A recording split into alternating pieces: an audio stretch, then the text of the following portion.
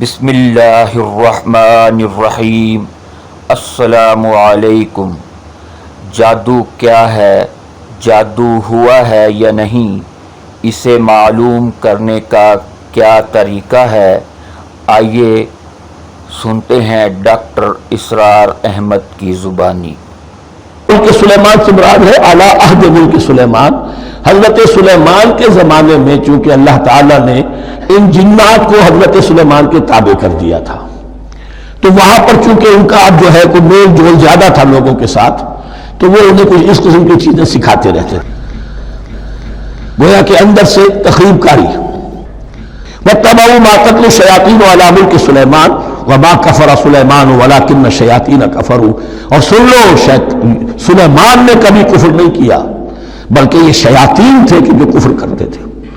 جادو کفر ہے،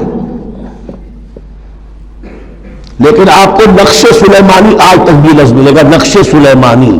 آج بھی مسلمان بھی ان چیزوں کو حضرت سلیمان کی طرف منسوب کر رہے ہیں، وہ ظلم اب بھی جاری ہے۔ وما کفر سلیمان ولکن الشیاطین کفروا یعلمون الناس السحر، وہ لوگوں کو جادو سکھاتے تھے۔ وما انزل علی الملکین ببابل ہاروت و ماروت، اور جو کچھ نازل کیا گیا دو فرشتوں پر، ہاروت اور ماروت پر، بابل میں۔ بابل یہ ہے پرانا عراق، بیبلونیا۔ نبوکدنضر بھی بیبلونیا کا بادشاہ تھا، نمرود بھی بیبلونیا کا بادشاہ تھا۔ عراق کے بادشاہوں کا لقب ہی تھا نمرود، نماردہ اس کی جمع ہے۔ تو حضرت سلیمان کی حکومت جب تھی تو وہاں پر یہ لوگ جنات جو ہیں وہ اس قسم کی تخریب کاری کر رہے تھے، تو اللہ تعالیٰ نے آخری آزمائش کے لیے دو فرشتوں کو زمین پر اتارا، اور وہ انسانی شکل میں لوگوں کو جادو سکھاتے تھے، بتاتے بھی جاتے تھے لیکن جادو کفر ہے، ہم سے مت سیکھو، لیکن اس کے باوجود لوگ سیکھتے تھے۔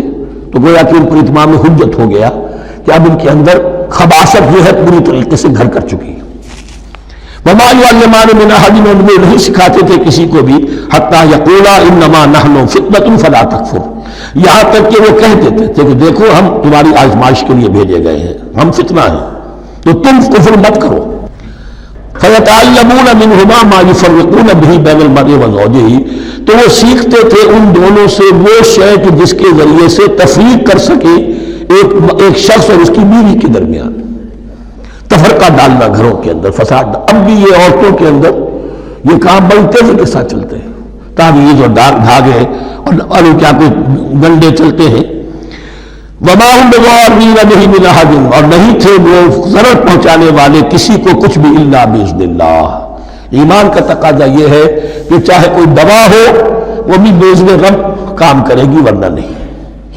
کوئی اور اسباب طبیعیہ ہے ان کے بھی اثرات ظاہر ہوں گے اگر اللہ چاہے گا، اس کے بغیر کچھ نہیں ہو سکتا۔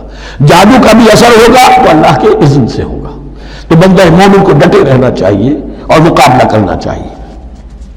وما هم بضارین بہ من احد الا باذن اللہ ویتعلمون ما یضرهم ولا ينفعهم، اور وہ سیکھتے تھے ان سے وہ چیزیں جو ان کے لیے مضرت بخش تھی، ضرر پہنچانے والی، اور انہیں نفع نہیں پہنچاتی تھی۔ وَلَقَدْ عَلِمُوا لَمَنِ اشْتَرَاهُ مَا لَهُ فِي الْآخِرَةِ مِنْ خَلَاقٍ، حالانکہ یہ بات ان کے علم میں آ چکی تھی کہ جس نے بھی اس چیز کو حاصل کیا، جادو سیکھا، اس کا پھر آخرت میں کوئی حصہ نہیں ہے۔